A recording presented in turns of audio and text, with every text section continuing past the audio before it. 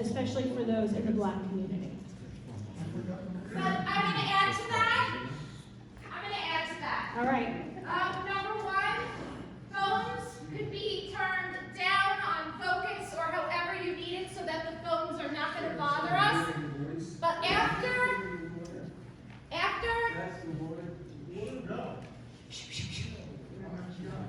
Guys.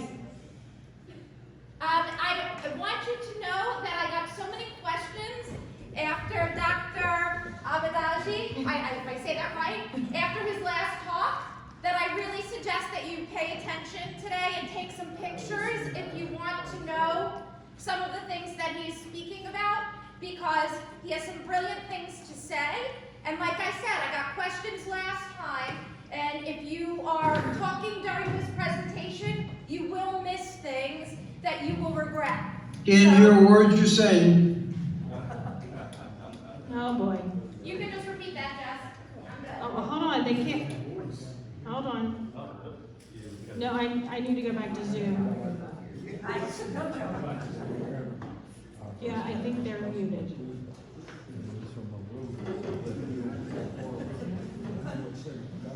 Melanie?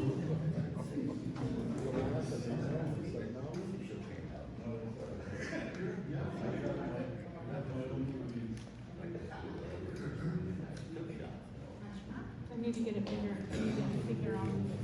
They're all muted. Yeah, they're supposed to be. No, I don't think we're muted. Oh, so then going to, No, they're not muted. no, we're not. But the video is not on, so let's get the video on. But yeah, they're not muted. I wasn't on the microphone. Okay, go come back.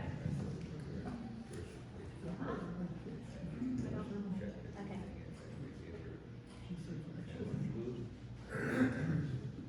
All right. Those of you at home, you can hear us correctly? Can I get a thumbs up? I can hear you now. All right, thank you. Okay. All right, we're turning it over. I can hear. Thank you. Mute them all. Mute them all. Mute them. Okay, good morning, everyone. How are we all doing? It's nice and snowy outside, isn't it? Okay. We gotta stay safe. Okay. As Melanie said, some of you asked for slides. So what we do, we're going to make the slides from last week available as well as today's available. All you need to do, we do require people, we can automatically send you the slides, but you just need to have your email. You just need to submit your email for that and your information. If that's the option that we use to give out the slides. How many of you want slides, by the way? You do? Okay, great. So that's just the price we do. So today we're going to talk about Dementia's Dirty Dozen. And of course, there are 12 reasons, in my opinion, 12 major pathways to having dementia. As I mentioned last week, part of the problem is that we think there's only one thing that's causing dementia, and we're waiting for that one drug that will fix that one thing, that will maybe save the whole world, and all our problems will go away. The problem is that many times when they come up with a drug, first of all, they haven't really worked as like they were hoping to work, but secondly, places like Africa, Nigeria, and other third world countries where dementia is rising rapidly, we're not going to be having access to these drugs. And so it's incumbent upon us to find solutions that can work not only in the United States, but also around the world as well. What do you guys think? I think that's fair enough, because it's going to come back. Either way, it's still going to come back to the U.S. You guys save the world, kind of thing. You're responsible for helping the rest of the world in whatever issues there are. So it just makes sense for us to have solutions that work across the board. And I have that slide here. And by the way, the Alzheimer's Association is a hugely important organization. They do a lot of good work, so it's always good to have their information handy.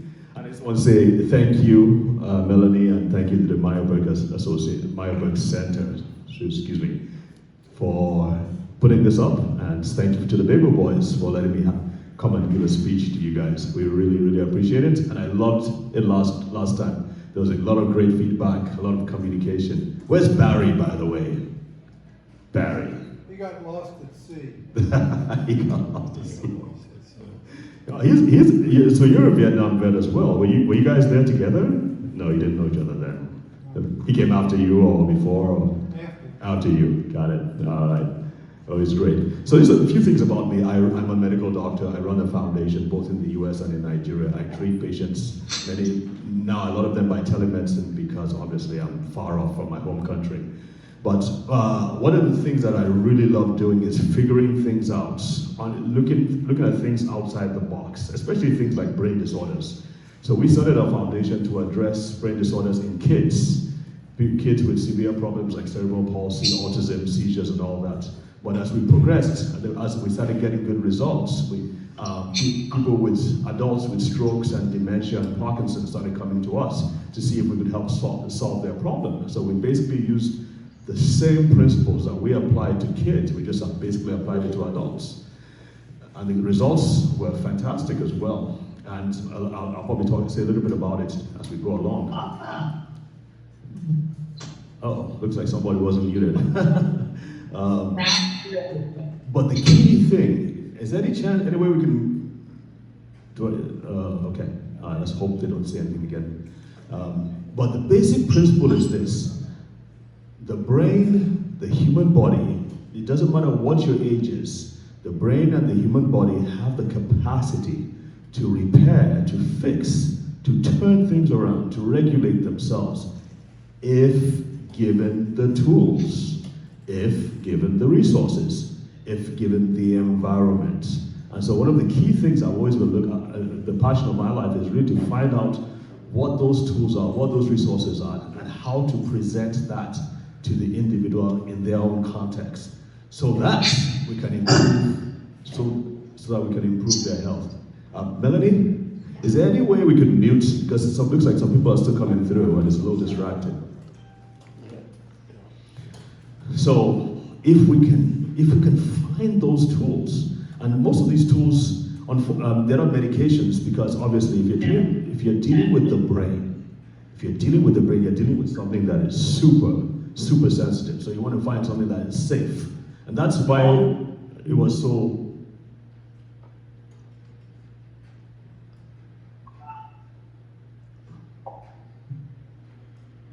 You can click on mute all down there. Yeah, there you go. No, okay, great. Thank you very much. Give Melanie a round of applause, please. There you go, Melanie. Thank you so much. So, like I said, the key is, what can we do? What does your brain need? What does your body need? And that's the philosophy that's guided my life. How can we help people work better? Let's see now.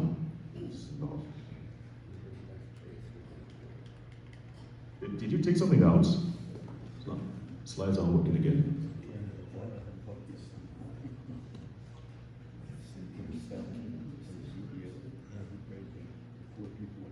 Boom. Okay. Okay, Bob Hope, everybody knows who that is. I put him up here because one of the things he loved to do would be he would have this skimpy lady come out when he's entertaining the troops, and he would have her do a whole catwalk and in a bikini, and he was walking in front of all those testosterone-laden young men, and he would say, "You see these guys? Do you guys see this?" And he would say, "This is what you're fighting for." And of course the boys would go crazy. Yeah, we're gonna kill those Nazi, whatever, we're gonna destroy them. So that was the motivation they needed. Well, in the opposite direction, I tell people this is what happens when somebody else has Alzheimer's disease. By the time a person has developed Alzheimer's disease, the individual has lost close to 30% of their total brain matter. That is a lot of brain tissue. Downtown my work. That is, what was that? I was at downtown my Now, for older people, adults, we probably lose about 10% by the time you turn 80 or 90, but 30% is a lot of brain tissue. Yes, sir? I didn't hear what you said about 50%. 30. 30. Oh, 30, when you get to be a certain age, you said? No, the older you, in your 80s and 90s, you probably lost about 10% of your brain mass. And with Alzheimer's disease, you've lost over 30%. So that's a lot of brain tissue. That's a normal and all that. So what I'm trying to say with the whole Bob Hope thing is the opposite. This is what we're fighting to keep from happening to our brains. And there's a lot you can do about it. Yes, there's the genetic factor for sure, but that's really small compared to what you can do as an individual. So why do people come down with dementia? There are only 3 reasons in my opinion. Now there are about 12 different pathways, but 3 major reasons. 1, over the course of your lifetime, you've experienced greater attacks on your brain, greater assaults. Number 2, fewer protections, weaker defenses. And number 3, when things begin to go wrong, you don't receive prompt medical attention. And we can go into a lot where that's concerned, but obviously we don't have the time.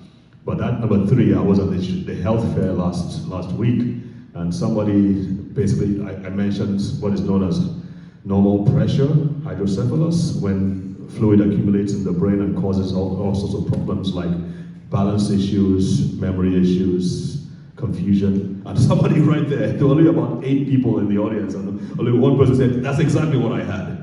Unfortunately, he's in Baltimore, had access to some of the best and brightest neurosurgeons, and he got it fixed, so he's totally normal now. But I guarantee you, many people around the world, if they had that same problem, they would progress to dementia and they'll be invalid completely because people won't figure that out. It's not so easy to figure out. So that's the thing, prompt medical attention. That's a big one. So obviously, to address these problems is basically the opposite. You want to reduce the attacks, increase your brain's ability to protect itself. And number 3, you gotta be more intelligent and probably more proactive with your interactions with your doctor and your healthcare professionals. You need to know what tests that they're performing. You cannot just accept the fact that your vitamin D is normal or your vitamin B is normal. What is the number? You gotta ask these questions. You gotta know exactly what's going on. All right, I'm just going to quickly go through this because the 30 dozen is a lot, but I do want to say this. This is what we think is what's happening with dementia. It's all about somewhere along the line, amyloid plaques, these proteins appear in the brain and they destroy the brain. That's the old paradigm. It cannot be reversed, it cannot be cured. This is what we have to deal with. All we can do is pray and hope for a drug to come on the horizon. One of such drugs has just been recalled. It came out last year or a year before it's been recalled because it wasn't working. $56,000 a year for that treatment. It made the investors a lot of money, but hey, it wasn't working too well. So let's look at something more empowering, because for me, like I said, I'm from a third world country. We're not going to have access to these drugs, and besides that, you have to have access to the healthcare professionals, the hospitals, and all those things. I love this definition, and this is from the Alzheimer's Association. Alzheimer's is a degenerative brain disease that is caused by complex brain changes following cell damage, and that's the key right there. There's damage to the brain that eventually results in dementia. And I have this picture here just kind of show you how it starts. There's first cellular damage, then the brain tries to compensate, that's the one in yellow, and then there's degeneration and the symptoms get worse and worse, but it starts with damage. So what causes the damage is the question. Where is it coming from? If we know what's causing it and where the damage is coming from, we'll be more apt in our daily lives, and we're all different. We all have different experiences, different relationships, we have different diets. But if we understand what it is in our lifestyles that is causing or putting you at risk of having damage, then we will be much more apt to make those to compensate, to neutralize, to prevent these things. I got this off the scientific website. But this has a lot of things going on. It's not just the amyloid plaques. They talk about different immune problems, calcium problems, a lot of different things. I'm not going to bore you with that, but there's a lot of those things.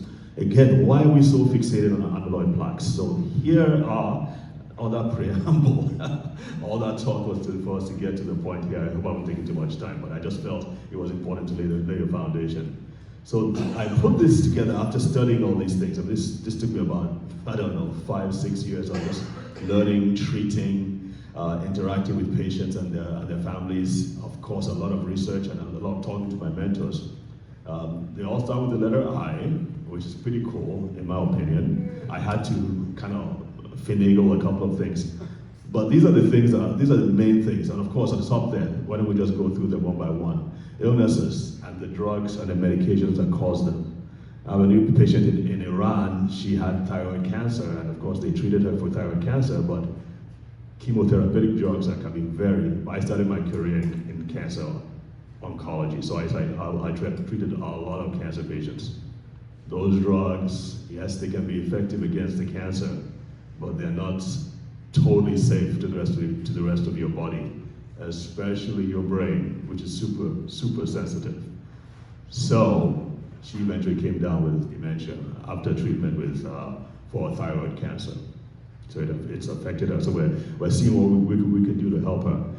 The top illnesses that I really feel go under the radar, that are not addressed like they should, are hypertension, diabetes. What's the third one again? I forgot what the third one is. But it has to do with the cardiovascular system. Something like maybe atrial fibrillation. If blood is not getting to your brain cells as they should, they will begin to decay. There's going to be degeneration and deterioration. When enough of that happens, you are dealing with dementia of whatever form that is. Big problem that goes under the radar that isn't being treated, taken seriously, in my opinion, by our medical professionals.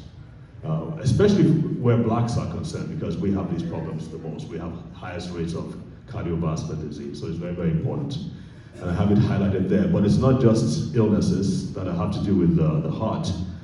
We know things like depression, chronic depression, grief, for instance, having lost your spouse over a period of time, that can affect you. Neurological, here's some big ones. Neurological, hearing loss. If you don't treat your hearing loss, there's a very strong correlation. They haven't found out exactly how that works. They have a few ideas, but there's a very strong correlation between prolonged hearing loss and dementia. Here's another thing they're finding out. Smell, loss of smell, prolonged loss of smell, they are beginning to see is leading to dementia. And what happened recently that caused a lot of people to lose their smell? Does anybody know? COVID. Yes, sir. Yes, sir.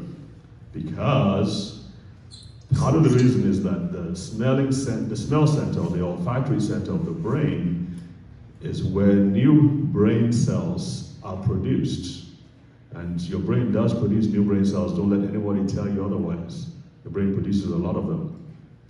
And if that is crippled, you're not going to be able to recover and repair yourself like your brain. Your brain will not recover and repair itself like it should. All right, so that's just number one.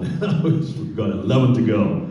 Injury, last time somebody mentioned, that was you, sir. You talked about injuries and concussions and all those things. In the military too, maybe not even direct injury.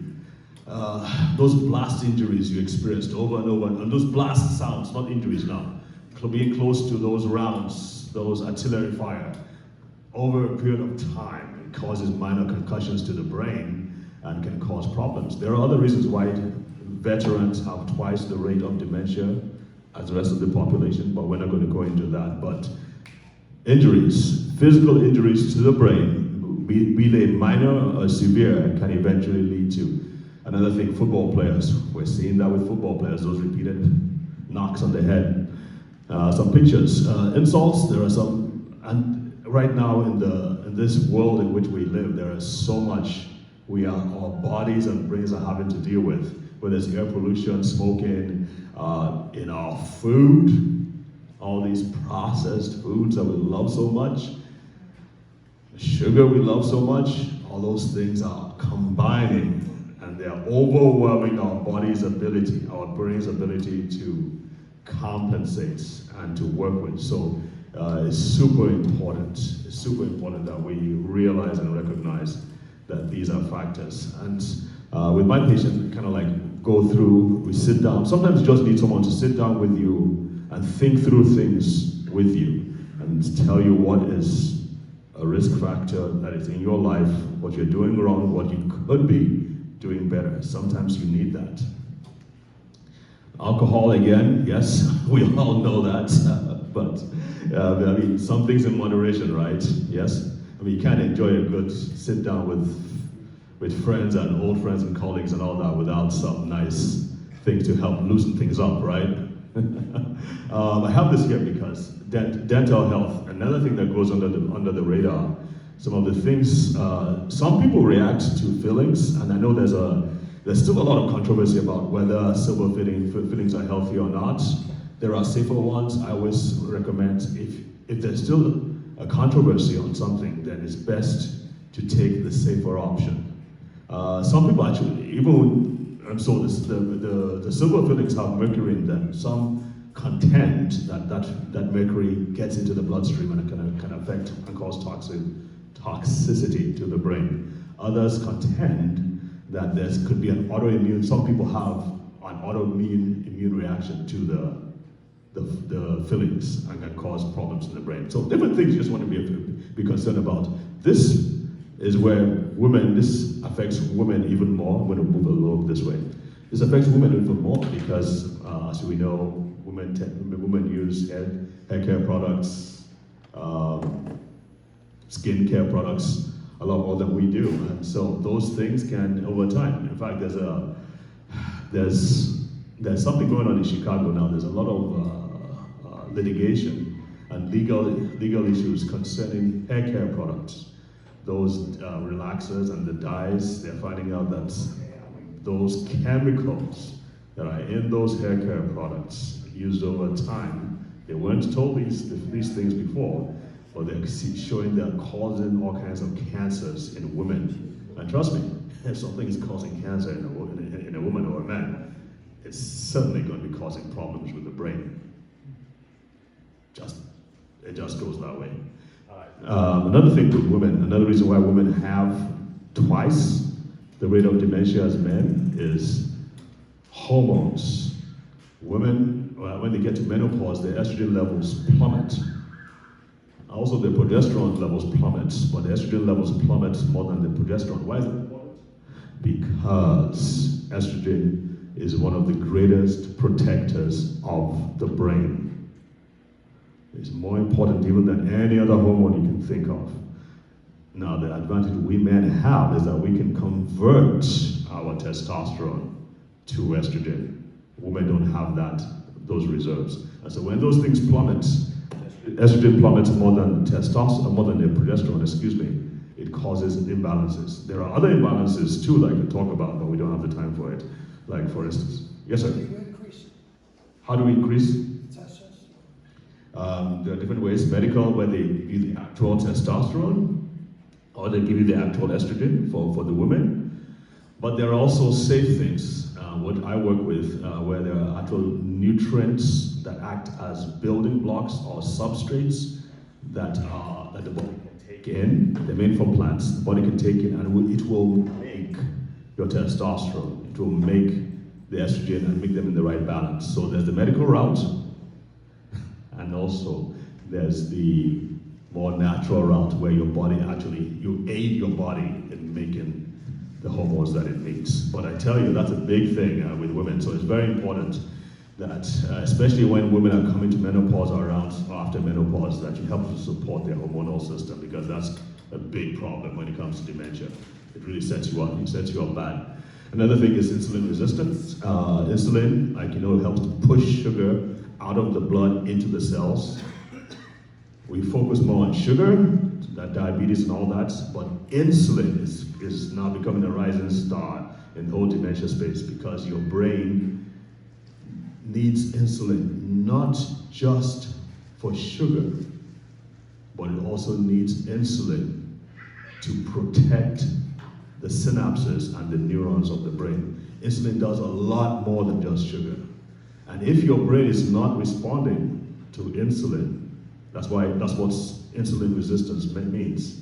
If your brain isn't responding to insulin, and that happens a lot because of overload, taking sugar so much, whether your tea, your coffee, your processed foods, bagels.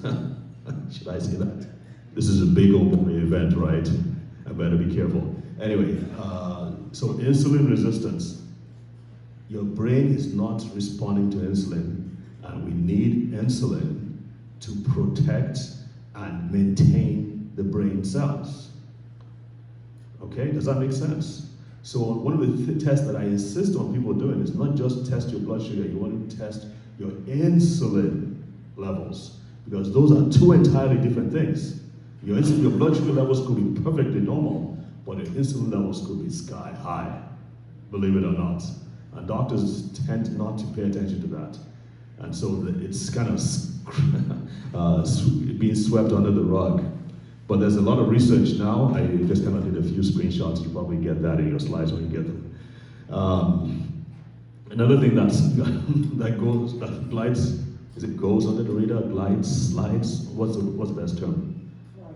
Slides. Flies, there you go, flies under the radar, thank you, sir. Things like you might have problems with stomach ulcers, GERD, gastroesophageal reflux.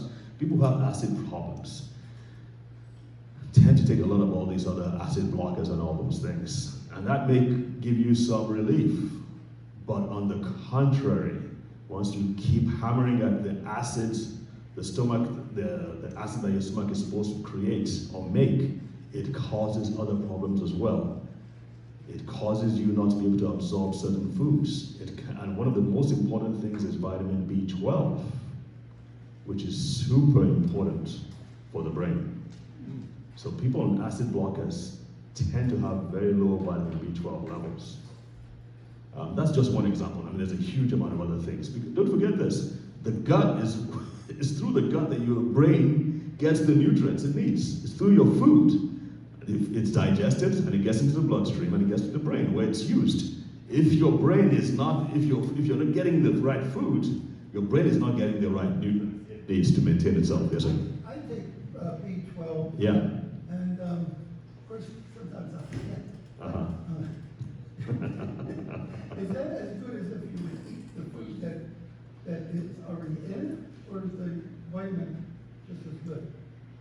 So my opinion, if you want my opinion, it's not the same thing. I mean, you've got to, especially as you grow older, you're less likely to, even if you eat the right foods, you're less likely to digest and absorb them as efficiently as a 20-year-old, for instance. So my opinion is that you probably should supplement as well. And where are some of the best places you get vitamin B12 from? Red meats, which we are being warned against, right?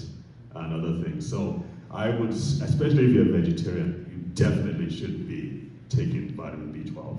And you need to check your blood levels as well, please. All right, so here's something. Long-term use of acid reflux medications linked to higher dementia risks. Infections, the unspecified virus of unknown origin. I put this slide up here when there was so much controversy about COVID-19. But anyway, yeah, I mentioned it earlier. We are now beginning to see, especially neurologists. I have a neurologist friend who's beginning to see, especially in people who lost their smell of taste, of the smelling during the COVID. He's beginning to see higher rates of dementia among those people. Yes, sir. I want to say something about the thing you showed that the long-term reflux medicine cannot be good for you. And I've read that in one of your magazines. But my doctor, who is a gastro doctor, told me to take reflux medicine every day. I said, for how long? He said, for the rest of your life. I said, well, I heard that, you know, as long as you're eating the right food, I don't have to. He said, well, you could have a problem all the way in your stomach, and if you take the reflux medicine every day, it could bring it up. And I'm thinking, well, I don't want to take reflux medicine every day because of all the side effects. So who was right? The doctor or all these other healthcare people that say, only take it for a few months. If you're starting to feel better and you're eating right, you don't have to take it anymore. So I'm not sure which way to go with that. Thank you. That's a tough one. That's a tough one because in some cases, not all cases, in some cases, acid reflux is a result of having too low acid. Yes, because it's a sequence of events. Your body is supposed to make acid when you put food in your body. And once it makes acid, it sends a signal to the gateway that's from the esophagus into the stomach. So it blocks that and prevents food from going back up. So if your body does not make enough acid, that signal is not sent to block that, to sphincter. And that's what, for many people, that's what causes GERD. For many people. Now, that may not be what's going on in your case. You might need some other tests to find out. But there's definitely something going on in the gut, in the stomach and intestines. So there are nutrients and nutraceuticals that I've used to great success that have helped in healing and helped the body in addressing that thing. I'm supposed to have something called Barrett's syndrome. Well, Makes my doctor tell me I have to take it every day, but I'm thinking maybe I should get another opinion because I want to try to stay away from the medication as much as I can because of the side effects that you read. Right. And also, like I said, a lot of people say, well, just take it for a certain amount of time so you start to feel like you're better. Yeah. And you can stop taking this. So. Well, if you haven't the Barrett syndrome, that means that there's already erosion at the bottom of your food pipe, and that can lead to esophageal cancer. Certainly not going to happen in your case, knock on wood, but that is a risk factor for sure. So. Can you repeat the questions? We don't hear the people asking questions. Yes, ma'am. Yes, ma'am. So he's concerned that, one of the guests here, he's concerned that he has... Like if I eat right, then why should I continue to take the acid? So he has problems with acid reflux, and he's concerned about using it for a longer period of time because it can result in dementia or other problems. And so he's asking who is right, whether his doctor who tells him to take it for the rest of his life is right, or whether his other doctors, lifestyle people are telling him whether he should just take it once and then when it's better, go away from it. My opinion is that there are always options that can be used to help to strengthen your gut, strengthen your stomach, and they are out there. And so it's possible. If you want to talk about it afterwards, we can, but there are definitely options that can be done in those cases and to help the gut work like it should. All right, I should cover one. Does that help a little bit? Yes, sir. You're touching the battery on the bottom of the microphone, and you're not, don't touch that little ring right there. Okay. Hold it there, it's good. Oh, so is that part of the problem? Thank you so much. Okay, infections, another big thing under the ring. Wow, that made a difference. Why didn't you tell me about this before? My opinion costs. That's why we keep them around. Good man, I appreciate it. All right, so so tooth infection is a big thing. You really want to make sure that your dental health is good because it's a big problem, not just with the brain, but even causes all kinds of problems for pregnant women, causes diabetic problems, causes diabetes, all kinds of issues, tooth problems. Okay, so we're in the final stretch in activity. Everybody knows there's a gym nearby. You gotta strengthen your muscles. You gotta be no compromise there, please. Another thing is inadequacies, insufficiencies. We just talked about some of them here. Vitamin B deficiencies, a whole bunch, not just vitamin B12.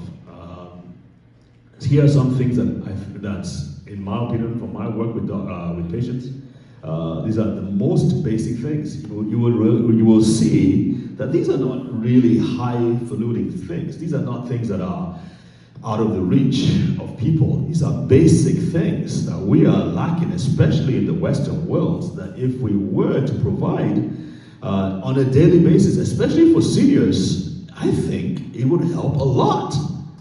And I'm like, why aren't we doing this? Why aren't we emphasizing these things? Omega-3 fatty acids is another thing that I strongly support, and fiber, super important. And I can do a whole talk on fiber. So, did you get it? Okay, all right. So I just want to say a few things about vitamin D, vitamin D3. It does a bunch of things. It helps, they found out, this is from the Alzheimer's Association. It helps to put 40% protection against dementia. That's huge. That's massive. Why are we talking about this? It also helps with diabetes. But diabetes too is one of the top risk factors for dementia. So across the board, I mean, if there's one thing that you should do to help in your fight against dementia, that's vitamin D right there. Why isn't everybody talking about it? Again, I'm really concerned about this because blacks are worse at having dementia, twice as worse. And this is winter. It's even worse now. I mean, I guarantee you, most of you will be low in vitamin D. I guarantee you, most of you will be low in vitamin D, but it'll be much worse among black people. There's something I did. Something validated. It's all her fault, right there. No, Ron, I didn't go to the garden because I have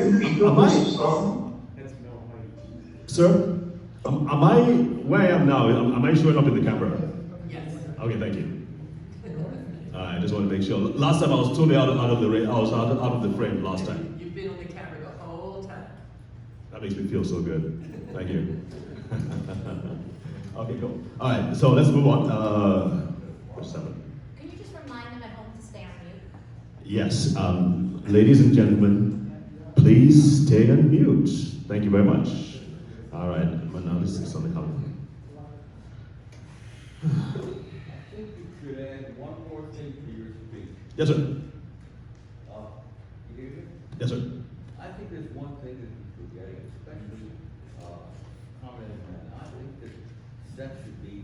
I think sex should be developed more in older people, especially convincing the women not to sleep. Now, seriously, sex does play an important part because it stimulates all these things that you're saying. The advertisers certainly know. They sure do, absolutely. So you guys got that right. I mean, sex is one of the actual best things, and you're right. I probably should have mentioned it during the laws of life, because that's one of the. It's like I think there's a fourth or fifth law. The care you give your body, sex does so much. It boosts your brain, it boosts your hormonal systems, it boosts your strength, your testosterone. I mean, a whole bunch of other things. I just had to be careful because I don't know what is kosher here and what isn't. You know what I'm saying? It is kosher. Okay, done. Bring me there here next time so I can do a whole talk on sex. How about that? All right, ladies, did you hear that? You gotta work with your man, please. All right, so you probably can't read all this, but these are some of the findings we're finding about vitamin D. Sometimes I get scolded for talking too much about vitamin D, but this is one of the reasons I talk about it so much. Has anybody seen this picture before? No. Okay. At the top, these are pups from the same litter, exact same pups, and they're identical DNA, right? The top two, normal. This is when they were early life. I think the bottom line is about 8 months or 5 months later. One of them, the one on the left, had its ability to make vitamin D knocked out. You know, your body makes vitamin D, right? So it has ability to make vitamin D knocked out. So after a few months, you can see the difference. One is weak, you can see one is scraggly, you can see the skin texture, I mean the fur, the coat is very, very, very inferior to the next one. Vitamin D affects a lot of the other things. If I were God for a day, if I were king for a day, I would mandate that anybody above the age of 20 should be on some kind of vitamin D. At least make sure that their vitamin D levels were optimal. Thank you. By the way, sleep insomnia is another big problem. We're now beginning to see the connection between poor sleep and dementia. And in fact, it's a prequel. It's one of the warning signs. If a person is going to develop dementia, the sleep disturbance gets worse and worse over a period of time. All right. Isolation, another thing we talked about, as one of the laws of life. Very important what you guys are doing here every week. Ladies do it far better than men, but it's very important. Some of the studies, social isolation contributes to human brain atrophy and cognitive decline. The socially connected have decreased ability. The socially isolated have decreased ability to learn and make decisions. When you're socially isolated, you're at greater risk of developing memory problems. There's even one part where it shows that the brain has greater shrinkage in people who are socially isolated. So that's one of the best things you can do for your brain. Another big thing, we now know that, this is a test they did, we now know that the health of the immune system is critical to the brain. So it's not just about protecting against bugs and viruses.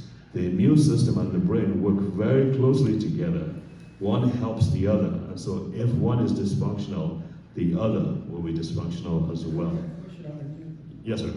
I had a kidney transplant in 2006, and I take a medication that changes my immune because due to the fact that I have somebody else's kidney, I take medication, anti-rejection medication, to keep the kidney from failing. So does that enter into this at all, the medication that I take?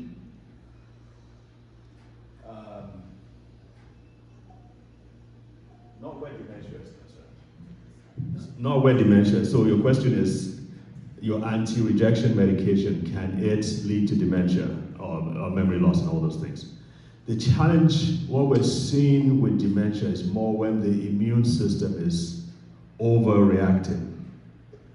Like things like multiple sclerosis, that's a problem that affects the brain, where the brain, the tissues and the nerves of the brain are being attacked by the immune system. So it's more a problem of the immune system overreacting or working against the body as opposed to when it's rather deficient. Simplest way I can explain that. Does that make sense? Does that make sense? That's the simplest way I can explain that is that it's not, when it comes to dementia, it's not as much a problem of immune deficiency or immune suppression as it is a problem of immune hyperactivity. All right, so quick summary. Are we out of time? No, I'm not. How much time do we got? You could go on for another few minutes unless there are more questions. You're at 10:47 and we end at 11. Okay. All right, we do have to give you time for questions. So, I have a question. Hang on just a minute. I'm almost done. I'll just take this out. So again, this is just a framework. It was a way for me to understand dementia, and a way for me to help patients and clients. So it help you understand all just everything. So there might be other things that you say that are not in this, and I'm certainly open to suggestions and all that. But this is just a part of the entire thing. And so I do a course called Keeping Your Marbles. But this is just about just recognizing where the attacks are from, so you don't feel too comfortable. You got to be on your toes. You got to be aware of where the risks and the threats are. And again, this is just number one. Just talking about the attacks. There are things you need to know. What are your brain's defenses, and how do you strengthen the defenses? What are the questions you need to ask your doctor? How do you work with your doctor? Yes, sir. Yes, sir. Yeah, hello. I'd like to know, there are a lot of OTCs on the market, like Sun Ted, Do they have any efficacy or are they just BS? So like you mentioned like CoQ10, yes. There's the good, the bad, and the ugly. I can tell you this for a fact that I buy so many of these things and I send them home to my charity organization in Nigeria, and some of them work really well. So I would not knock all of them. You just have to know which ones to buy, the right ones to use. So there are lots of quacks and quackery out there, but there are some good ones as well. Would you recommend CQ10? Yes, but I usually use it in a combination with other things as well for the brain. But CoQ10, very important, especially for the brain. Yes, I recommend it. Like in what combinations do you use?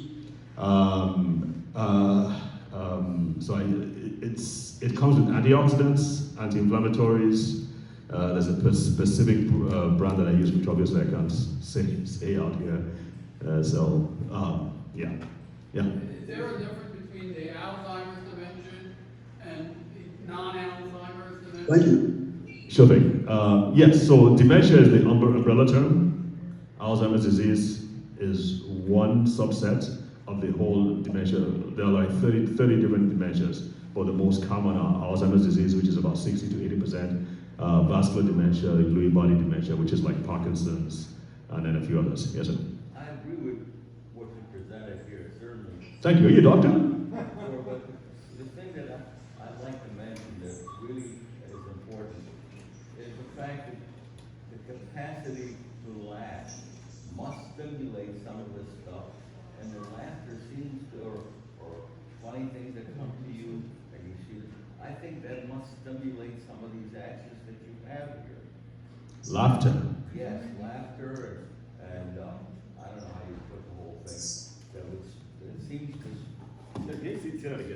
It seems that outside of all of the things you mentioned, which I certainly agree, the one thing that seems to be on the outside that I think works is laughter, or comedy, or seems to stimulate all of this that you've been talking about. And I think it's important because in the end, it wipes out all those other things, and it helps. But then, I'm not a medical person, okay, so I can't say, but I do agree with that. Yes, I agree. Laughter is so important. It boosts like sex. It boosts so many. It basically hacks the human body so that it produces such great chemicals around the body. So yeah, thank you for that. Do naps help you out when you consider sleeping, the total amount of sleeping in a day? You mean like daytime naps? Yes. Yes, they do. Although there's some controversy here, but my opinion is that they do. Yeah, when you need a rest, you need a rest. By the way, sleep. Number one thing I recommend, and this is borne out by science, you got to sleep in a dark place. You've got to sleep in a completely, totally dark place. And if you can't do that, you get a sleep mask. Got to shut all that out. Any twitch, any flicker, anything is going to signal to your brain that you're awake. And you don't want that. Your brain has to sleep in a very dark place. Yes, sir? Well, I have a problem sleeping that I had for a few years. I go to sleep early, so I try to get my sleep, but I wake up around 2 in the morning. I take medication, but unfortunately that builds in your system and you can't get effective. So I'm wondering if you sleep in the afternoon, if you can sleep a couple hours, does that make up for the time you lost, or do you have to sleep all at one time to get the best effect? I think you've answered the question. Yes, to get the best effect. So this is how sleep works. It's like a 5 to 6. Ideally, they say 7 to 8 hours of uninterrupted sleep. I know many people can't do that, so I get it. But there are some aspects of sleep that are crucial, and the two are deep sleep and REM sleep, where you dream and all that. And if you are not sleeping well, there are some things that are missing, usually from your diet or your brain. Number one, can anybody guess what it is? Vitamin D. Number 2, vitamin B. And number 3, vitamin C. And number 4, magnesium. And maybe zinc. So these are things, I know somebody asked me last time I was here if there was a combination that had all those things. Well, we are working on it because I couldn't find anything on the market that had it in the right amount. So we're working on it. We found a pharmaceutical company that is doing that. So, yes, ma'am. I was wondering if anything that helps you sleep, like THC, Delta 8, CBD, or anything like that, has a positive or negative effect. Yeah, so hemp, marijuana generally helps you sleep okay. True. But now they're trying to remove all the other psychoactive aspects of it. So there are some really good supplements or nutraceuticals that help you sleep throughout the night. So yes, Melanie, that's a good point. So without the bad effects that really help in terms of sleep. But you've got to fight for your sleep. Make it a priority, especially at this age, because sleep is a problem at this age. So you gotta take it more seriously. Start with vitamin D. Yes, sir. If someone took a multi-purpose vitamin in the morning, like if someone takes a multi-purpose vitamin, do you think that's enough vitamin B12 and D? Or, I'm curious. No, not even close. I mean, it's kind of like a token thing, where you have the token everything. It's kind of like Hollywood. I don't know if I should say this, but Hollywood movies now, where you have everybody in the token, where you have the token black guy, token this, token that, where just to cover all the bases, and so everybody, so you don't get canceled. You know what I mean? No, the multivitamin kind of like it's a good foundation, but it certainly does not get the amounts. I mean, I look at it: zinc, magnesium, vitamin D. Definitely, there's no way you can get enough in one pill with a combination of other things. So other things. When's the best time to take the vitamins? Can you spread them out, take a little bit? Can you spread them out? Yeah. So I mean, I recommend just so people can, because you got to use it for the rest of your life. So at most I say take tea twice a day. There are some vitamins that I take at night. The others I take in the morning. So the vitamins I try to avoid at night are the B vitamins because they give you energy. But vitamin D, for instance, I take at night for sure because it helps with sleep. Vitamin C too, I take it in a powder form. It helps with sleep. Yes, sir. I would just comment that some vitamins are fat soluble. Yes. So you need to take them with a meal. Yes. A, D, E, and K. Yes. That's a good point. So yes, some you need to take with a meal. But if you can't get a meal to take it with it, don't not take your vitamins. You probably will not absorb as much, but it's better than not to take them at all. I promise you. Yes, sir. Over there. Yeah, I had a double hernia operation on January 19th, and I'm still taking 2 or 3 long naps a day. I mean, it just seems like I'm exhausted all the time. I don't really have much pain anymore, but I'm just constantly tired. This was general anesthesia, right? Yeah, should be worn off by now. Yeah. I mean, some people, have you ever been under general anesthesia before?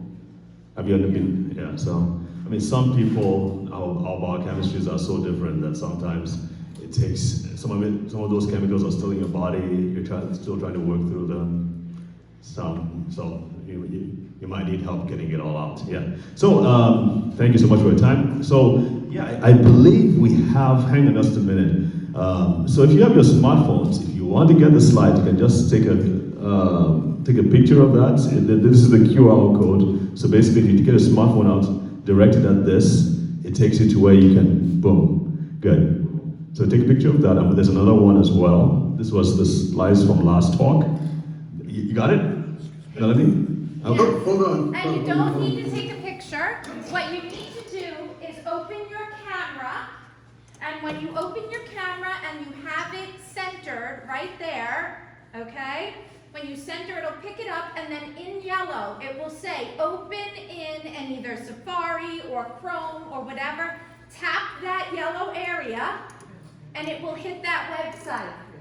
Okay, good. And once you tap that yellow area and hit that website, you can save that website or look in your history later and find it so you have no problem.